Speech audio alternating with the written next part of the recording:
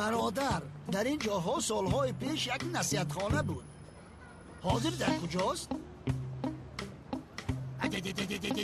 چی خیلی دیدید کرده ایستاده ای؟ قطی رفیقم گم زده استم. رفیق؟ در کجاست تو؟ اینه در بر مشتیه. تو دیوانه این کوچه هستی؟ هیچ خیلی گپ زنی های؟ تو ندیدی چقدر ترساده بود، چقدر پرتا. خطا از من است که با تو صحبت دارم. آزیمه بردارمش. نزدیک نشو. تو نزدیکی آمدی؟ به یادم است من اینجا یک بنا داشتم، بنای شخصی خودم، حجتاش 100 فایز. همان را جستجو دارم، اما این جایها تماما تغییر یافته است. اینجا یک بنا بود، حاضر نیست. کی بیان کرده باشن؟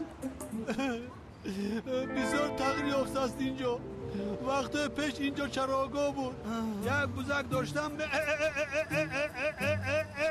در اینجا میچراندم برو.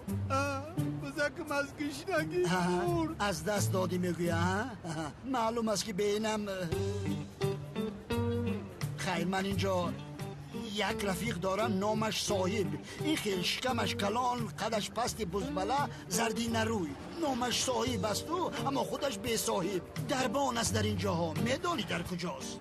نه اکا، من نوای دیوان خونه گریختم. تو نو بر آمدی ها؟ شما مرا در جوانی همه دیدید. هوشتون میرم. چونم بچه زیبا بودم که وقتی از کوچه میگذاشتم دختران چشمانشو کلو کرده مرا نگاه میکنه. شما هم جوان مینمایید. بسته نگاه کن. چی کار میکنه؟ گم شو. در این شهر هوشیار نیست، همه دیوانه.